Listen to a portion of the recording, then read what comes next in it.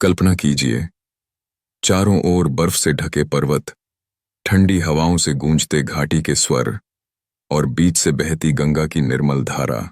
यहीं हिमालय की पवित्र भूमि पर पर्वतराज हिमालय और उनकी पत्नी मेना के आंगन में जन्म लेती हैं एक दिव्य बालिका। इस बालिका का नाम रखा गया पार्वती, क्योंकि वह पर्वत की पुत्री थीं, इसलिए उन्हें कहा गया शैलपुत्री। लेकिन क्या आप जानते हैं, मां शैलपुत्री का यह जन्म उनके पिछले जीवन से गहराई से जुड़ा है।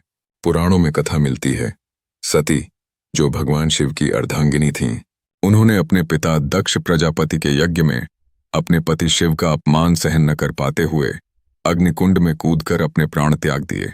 सती का यह त्याग व्यर्थ नहीं गया। उन्होंने अगले जन्म में पर्वतराज हिमालय के घर जन्म लिया। इसी कारण पार्वती को कहा गया शैलपुत्री, यानी पर्वत की पुत्री। पार्वती का बचपन बड़ा ही पवित्र और अलौकिक था। वे बचपन से ही भगवान शिव की भक्ति में लीन रहती। कभी मिट्टी से शिवलिंग बनाकर पूजा करती, कभी नदी के किनारे घंटों ध्यान मग्न बैठी रहती। गांव वाले कहते, यह बालिका साधारण नहीं है, इसकी आंखों में कोई दिव्य प्रकाश है। नवरात्रि के पहले दिन मां शैलपुत्री की पूजा की जाती है। उनका स्वरूप अत्यंत शांत और दिव्य है। वे सिंह पर सवार रहती हैं, दाएं हाथ में त्रिशूल और बाएं हाथ में कमल का पुष्प धारण करती हैं। उनका मस्तक चंद्रमा से सुशोभित रहता है। शैलपुत्री को शक्ति का आधार माना जाता है। उनकी उपासना से साधक को स्थिरता, धैर्य और आत्मविश्वास मिलता है। कहा जाता है कि नवरात्रि का पहला दिन साधना की नींव है। यदि इस दिन साधक शुद्ध मन से पूजा करे तो उसके आगे की साधना फलदायी होती है।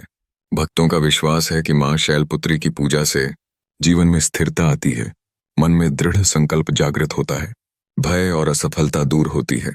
एक पुरानी कथा है, एक साधक कई वर्षों तक बार बार असफल होता रहा।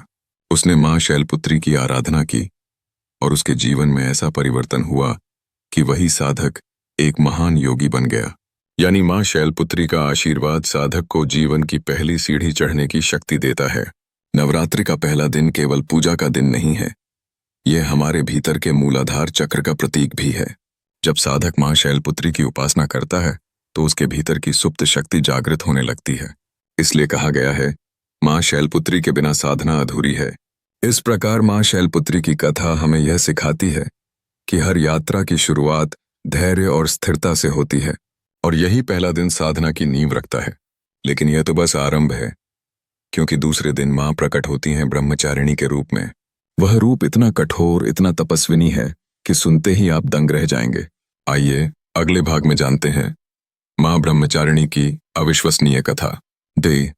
अगला भाग देखने के लिए वीडियो लाइक करें, शेयर करें और कमेंट जरूर बताना वीडियो कैसे लगा। लास्ट में चैनल को सब्सक्राइब करें देना।